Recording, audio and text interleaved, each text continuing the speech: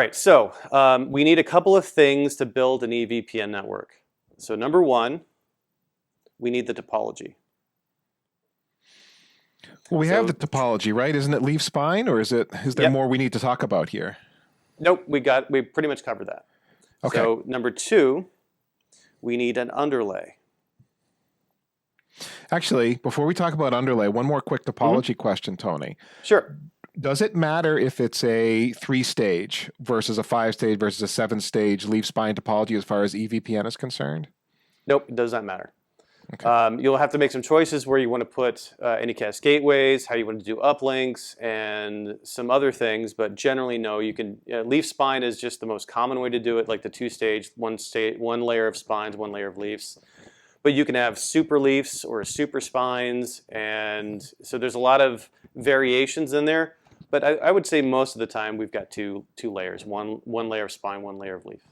I think that's typical. You don't really get into those multi-stage unless you're a very large-scale topology. So, okay. Yeah. All right. So we got topology, leaf spine, and underlay. So the underlay. So every one of the things about EVPN is we're using loopbacks. In fact, kind of industry standard. I don't think it's part of the EVPN spec or the RT or the IETF standard. But more convention, everyone uses loopback 0 and loopback 1. And what we're going to do is we're going to put them into the routing table. So loopback 0 is... Go ahead, yeah. Loopback 0 is going to be used for the overlay routing protocol. And then loopback 1 is going to be used as a VXLAN... well, it'd be redundant if I said it this way. It's going to be used as the VTEP address, the virtual tunnel endpoint. So that's going to be the tunnel endpoint address. So every device in the fabric, in my topology, is going to get a loopback 0 and a loopback 1? The spines don't get loopback 1s typically, but everyone will get a loopback 0. Everybody gets a loopback 0 because that is going to be our underlay routing protocol. Right. The spines wouldn't get a loopback 1 typically because we're not terminating a tunnel on the spine. One end of the tunnel is going to be at a leaf, and the other end of the tunnel is probably going to be on a leaf. Yeah. There's no reason why you can't in terms of technology-wise usually, but by convention and just by design, we try to terminate everything at the leaves. The only thing that connects to the spines are the leaves, usually, but there's some exceptions there.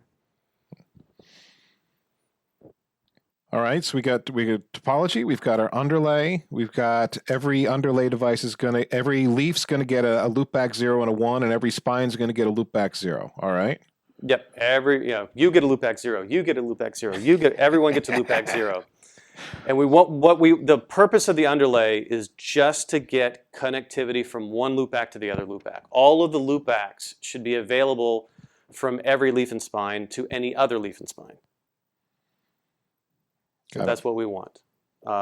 We have a couple of options for our underlay routing protocols. You could use any routing protocol that will get the job done. I actually once set up an underlay with RIP just to see if I could, because I like to watch the world burn. Would not recommend it. Doesn't support ECMP, so it causes all sorts of problems down the road. But the common routing protocols for the underlay are OSPF,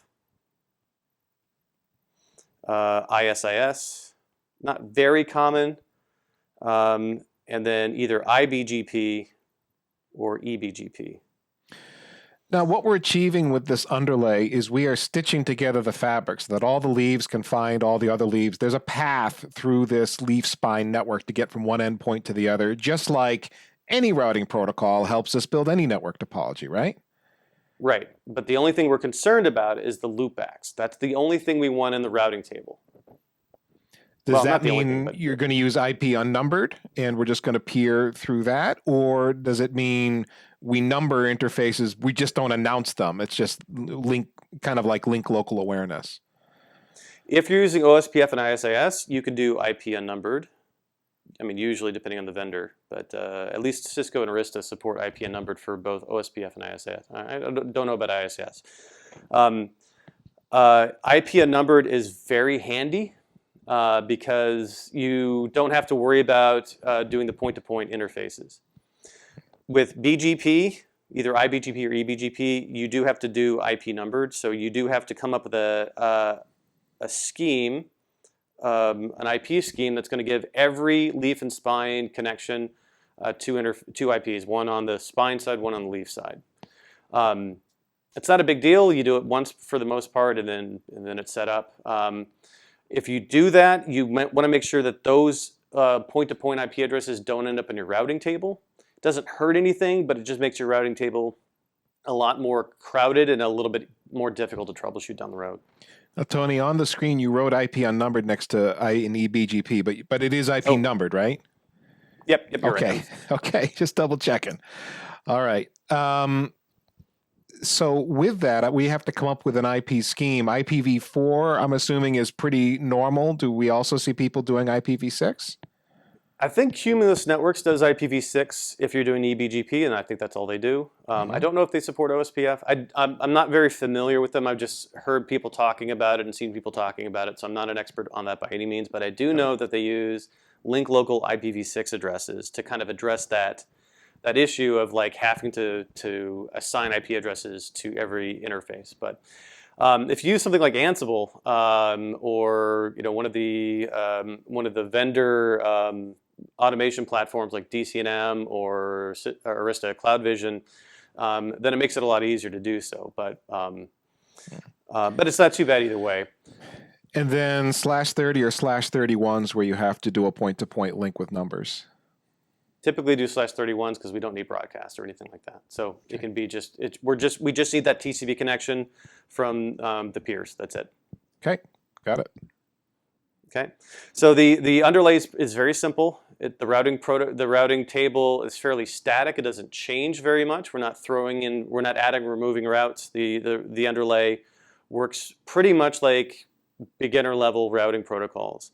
There's debates on which underlay is best. Typically we see either OSPF or BGP as the underlay. Different vendors have different opinions on that. Most of the vendors will support multiple options. Like for Arista, for example, they recommend eBGP as the underlay and overlay. But you can do OSPF as the underlay. My personal recommendation is if you're learning EVPN for the first time, use OSPF as your underlay. It's super simple. It's just one big area 0. We're not doing anything fancy with OSPF. And that makes sure that the BGP part of the configuration is purely EVPN, so you're not trying to figure out which part is the overlay, underlay, etc. Exactly. I like that. It just, especially when learning, it's just a nice clean line of demarcation. I'm looking at OSPF. I know this is for my underlay. I'm looking at BGP. I know this is for the overlay. Yeah, I like that. Yeah, so that's in my opinion, that's the best way to learn. There's some discussions about where OSPF kind of starts to fall over and where you should be doing BGP. The number I hear is about 100 leafs is where you should, beyond 100 leafs, you should not use OSPF as the underlay, but I don't have any testing to back that up, and I don't think the people who say that number have any testing. That's just kind of a notion of their experience with using OSPF in the past. That's a low number that just feels like, oh, back in the day, maybe we were CPU constrained. In an environment like this, there shouldn't be a lot of topological churn unless you just, really have a bunch of unstable instability, which would just be really unlikely in a data center environment. So it feels like you should be able to scale bigger than that. And I've definitely talked to people that have scaled bigger than 100 leaves in an OSPF single area before. So anyway, okay. Yeah. It's especially in a smaller environment, it's hard to go wrong on any of those routing protocols.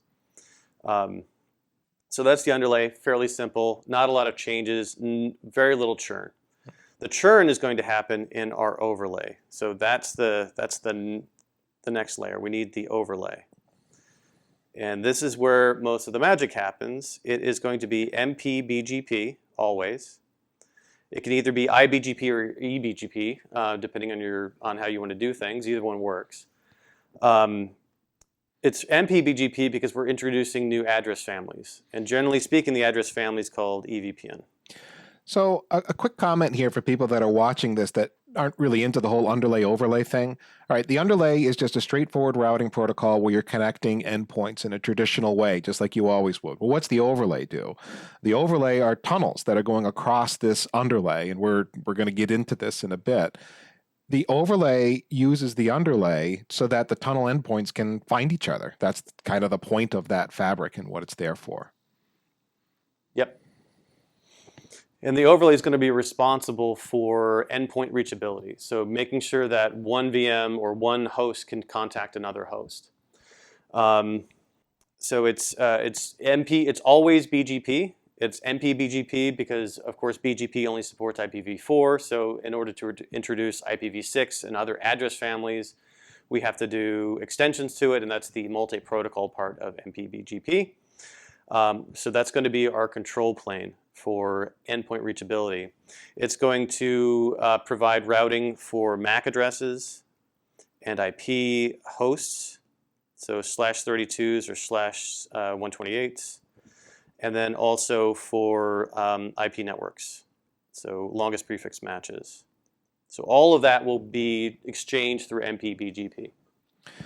That is, in my overlay, the way we can move layer 2 frames, Ethernet frames around this whole thing, within the overlay, EVPN, we're going to learn where these MAC addresses live through advertisements that happen in the EVPN family of MP-BGP. So we're routing MAC addresses effectively. Is that fair to say, Tony?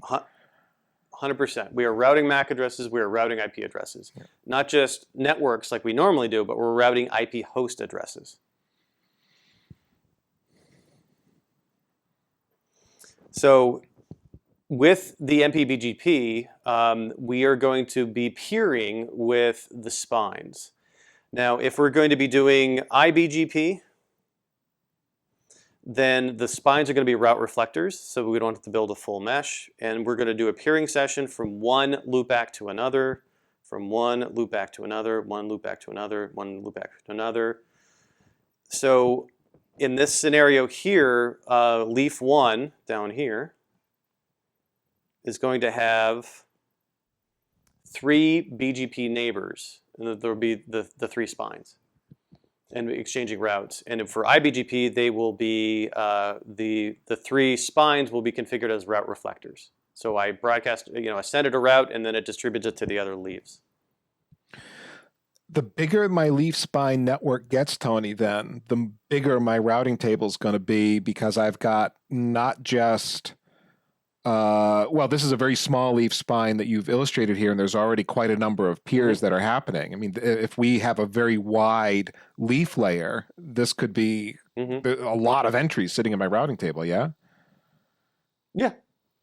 For the most part, they can handle it, and there's ways we can increase the scale, because there's, when we talk about a large routing table, we're really talking about 2 things. One, we're talking about, can the routing table's control plane handle the number of routes? Usually that's not a problem anymore with modern hardware with multiple cores and tons of RAM. The thing that we're more constrained on is the forwarding table space, the TCAMs, the CAMs, what goes into the hardware. So that we do have ways that we can segment out our network so that we can provide much more scale, because a local leaf does not need to install a particular route unless it's needed. So it can take it into its routing table, but it doesn't have to install it into hardware unless it's got a local segment configured. So that can save us on local TCAM and CAM utilization, whatever forwarding tables we have. And the other piece of this, as you're just drawing out again a simple illustration, is configuration. If I'm doing this by hand, that's going to get pretty hairy. I mean, automation feels like it would come into play here the bigger this gets, for sure. Right, which brings up another conversation, a completely different conversation, is when you do EVPN, when you decide to make this leap from your traditional network core aggregation access layer into EVPN, you pretty much are required to implement automation, so not configuring anything by hand. So using something like Ansible, or using something like Arista Cloud Vision, or Cisco DCNM, or there's all sorts of automation controller tools available out there. Do not do this by hand. You cannot do it by hand. Okay. I mean, you can do it by hand, but you make a mistake in, the configurations hopefully this will simplify the configuration in your mind, but there's a lot of points of configuration, and a mistake can hide very easily in any number of places in your configuration. Because you've got all these config stanzas. On any number of leaves. the configuration standards are going to look very much the same as you work through them, and you're trying to find an IP address that you fat fingered or something like that. Finding it's gonna suck. Yeah. Yeah. Yeah. It's going to be, yeah, you just don't want to do it.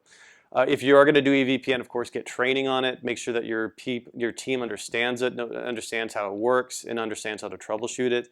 That can be one of the things that frustrate a lot of people and can doom an EVPN deployment, is that your team just doesn't understand it. So they need the training. They need to you need to spend as much as you spend on the hardware. Make sure you spend on your team so they can operate the hardware.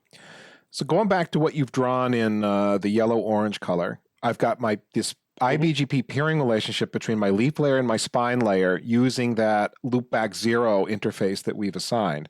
Those aren't tunnels. This is an IBGP peering relationship, right? Correct. Yeah. We haven't gotten to the tunnels yet. Right. So this is just BGP.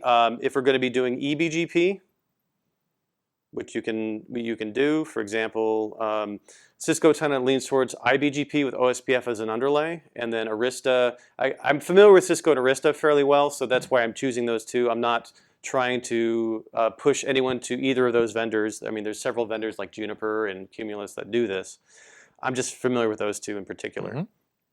But the concepts are the same everywhere. So if we do eBGP, what will typically happen is our spines will be a single AS.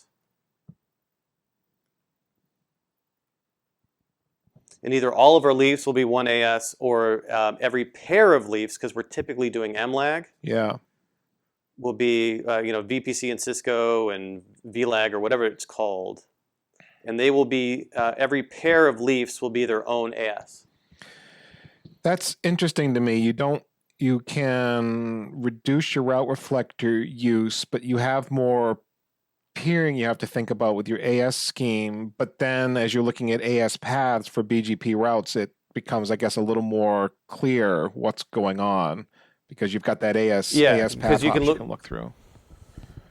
Yeah, because one of the nice things about this is that when you're looking at a route that you have in your routing table, you can tell where it came from. You can tell which leaf it came from, because the AS number will be unique for every leaf pair. Practically speaking, is that my big design choice? Is that why I would do that, or are there other considerations of eBGP versus iBGP? I mean, there's a lot of, sometimes it's just personal preference. There's probably benefits one way or the other, not having route reflectors or having route reflectors, having one AS to make it simple, having different ASs to make it a little bit more complicated. But I've got the path in the route, so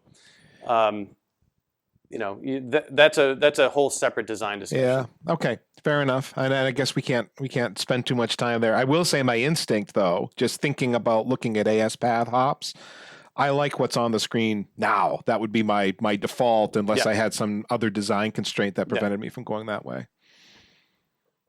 Yeah, that's probably how I would do it, unless anyone had, if a customer consults with me. There's a lot of things in EVPN that if the customer has a specific preference, you might as well go with it. It's not a huge, it's not a huge thing one way or the other. And also, there's lots of changes. One of the things any architect is going to have to kind of keep in mind is that when they go down a certain path in terms of a choice, what's the difficulty in unwinding that choice? If you go down that path and you realize, we have I didn't foresee this, or there was a change in our requirements and we need to move to a different path, a different method. How hard is it to go from one to the other? It's not that difficult in a lot of these choices. So. Okay. So some way or another, I'm going to build that, and now I've got a fabric that I am capable of beginning to stand up tunnels? Yes. Well, the tunnels kind of stand themselves up. They are stateless, so we don't negotiate a tunnel connection. We just start sending packets to and from tunnel endpoints. And it's just one tunnel configuration per leaf, so we don't have to set up different tunnel settings for every different segment that we're going to do. So it's pretty simple on that part. And again, you're implying that they're dynamic here, that a tunnel gets stood up and torn down, or that an end cap and a D cap effectively happens automatically. I don't have to now, okay, let's build all the tunnels leaf to leaf. You're saying I don't have to do that? Yeah, you do not have to do that. It's not like, one of the things that sometimes happens when we hear the word VPN, we think of like concentrators in offices, and we have to, get out our key thing and punch in the number, and it's tough to be the person who's maintaining that concentrator, that VPN concentrator, and it's tough to use them. They haven't been that great. So this is not that. We're not doing. We're not setting up sessions, tearing them down. We're not doing anything fancy like that. It's the tunnels are dynamic and automatically set themselves up. They're stateless, so that we don't have to initiate a tunnel. We don't have to keep a tunnel up and running. It just, we send a packet. It's encapsulated. It gets to the endpoint. It gets decapsulated from there. You said the magic word stateless. That just made it stick in my brain. Okay. Yeah, I don't have, it's not like the old days of IPsec with keep alives and whatever. This is a stateless, ephemeral thing that poofs into existence. It disappears. We don't see it as an interface because, again, the NCAPs and the DCAPs that are doing the tunneling are just happening in conjunction with the protocol, which I know we're getting into that now. Yeah. Yep. So everything here, if you've done routing before, should not be all that weird. So you should be able to wrap, if you're used to routing, you should be able to wrap your head around this, setting up routing, getting IP connectivity from one thing to another.